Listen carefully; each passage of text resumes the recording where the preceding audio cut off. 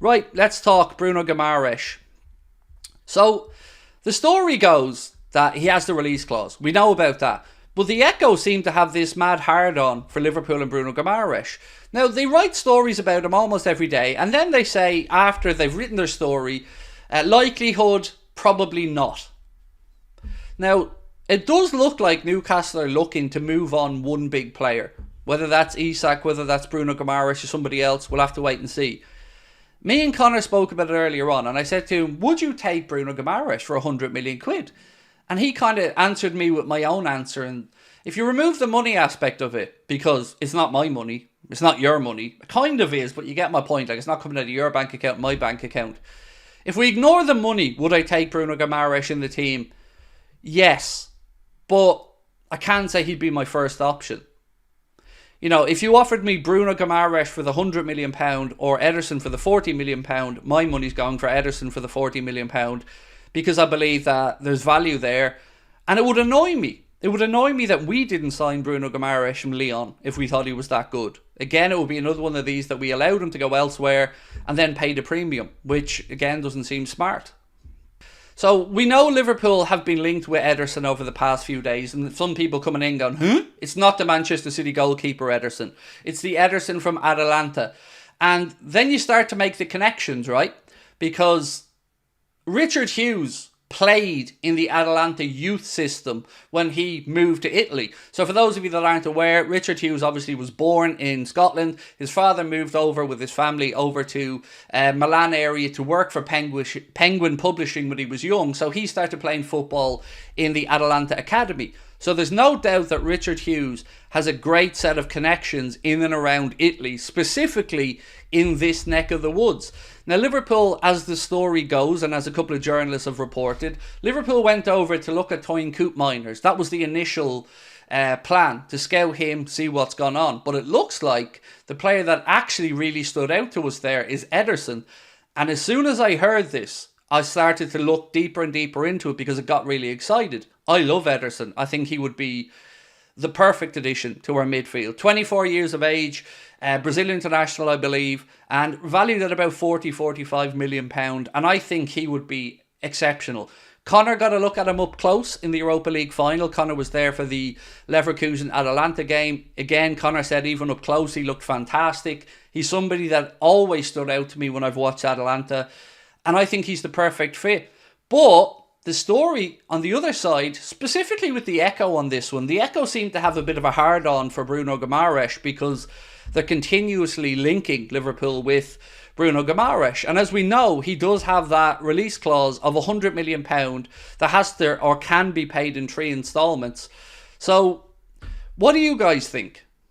Do you think there's any truth to the likes of the Bruno Guimarães links, or do you think it's just some more clicky-baity type journalism? For me, I love Ederson, and it strikes me more as a very, very achievable signing for Liverpool for a couple of reasons. Right in our sweet spot price-wise, about 40 million quid, 24 years of age, experience but not old, plenty of samples of watching him. Obviously won the Europa League this year with Atalanta, played against us as well, so we have seen him up close, and I hope that we pull the trigger and get this one done. I would love us to sign him. Imagine having him, Endo, Bajcetic, McAllister, Trent as options in that double pivot. Throw Gravenberch in that conversation as well. Yeah, I'd be all over it. We do like our Brazilians. Oh, we do indeed. We do indeed. We love a Brazilian. We love a Brazilian. Male, female, doesn't matter. We love a Brazilian. I don't know about the other type of Brazilian, though. Can't say that I've sampled that myself. I really don't know who else would sign for wingers other than Summerville. Well, the stories today suggest that Liverpool have moved away from Crescencio Summerville. I'm going to read a link out to you now. Uno momento. Where are we? Here, is this the one? Yeah, so Daily Mirror have said Liverpool have decided not to make a move for Leeds United winger Crescencio Summerville, according to the Mirror. We did say to you guys yesterday that Chelsea were the favourites for a signature, but what this says to me is one thing, right? So if we don't move for Crescencio Summerville and Leeds or Chelsea go ahead from grand, but that still leaves Elise available and takes Chelsea out of the way for Elise. I know my producer, Mr. Benjamin, believes that United are nailed on for Elise, but United are crap. and a mess and don't really have money by the looks of it. You know, they're already offering redundancies to non-playing staff. Jim Ratcliffe looks like he's gone into Manchester United and absolutely just trying to rinse every little pound note out of the club. And I don't know if they get it. If I was a United fan, lads, I'd be worried because he didn't exactly pull up trees at Nice when he went in. Nice fans have been quite unhappy at times, and the cost-cutting measures that he started at United, it's kind of making him look like a bit of a laughingstock at times. So yeah, for me, if Elise is available, I'd love to see us engaged with Crystal Palace, but I have to say I'm a little bit relieved about Summerville because I don't know enough about him to feel excited about it. So when I read a couple of articles today saying that Liverpool are no longer in the race, it relaxed me a little bit. Now, we will, in any position, have 3, 4, 5, 6 targets that we'll look at. Look at the manager situation as an example, right? I think this is a good example. Liverpool were linked with Ruben Amorim all the way through. So newspaper articles, journalists, Amorim, fan channels, podcasts, all of us. Amorim.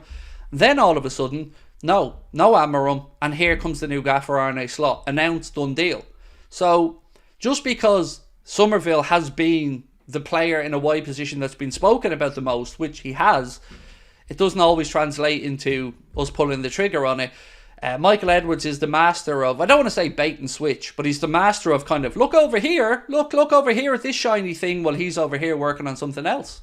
So let's go and talk about Ali for a little minute, because I'm glad to actually be able to have some good news on Alisson for a second. Fabrizio Romano has said that Liverpool and Alisson Becker's priority is to continue together. And this has been repeated by some other journalists today as well, which is really good news, because that's all I wanted to hear, is that Ali wants to stay. He's the best goalkeeper in the world. I think we can all agree on that one.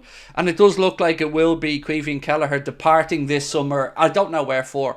What's Caoimhín Kelleher worth in this market? Compare that to the likes of Trafford from Burnley, who has been quoted at 20 million. And he hasn't got really the level of experience that Caoimhín Kelleher has. Now, Trafford, of course, plays the season in the Premier League with Burnley, but he hasn't got European experience. He hasn't won a cup like Caoimhín Kelleher has, in two cup finals. So I'm interested to see what you guys think his market value might be. Right, Conor Bradley. Let's talk a little bit about him, because it's been claimed by Team Talk that Conor Bradley is in line and ready to be offered a fresh new deal by Arne Slot and Liverpool. And look, just give him a 10-year contract as far as I'm concerned. I love Conor Bradley. So happy days. If I'm not mistaken though, didn't he already sign the new contract last year? But I guess that probably wouldn't have taken into account his status as a first teamer now. So maybe that new deal is certainly deserved.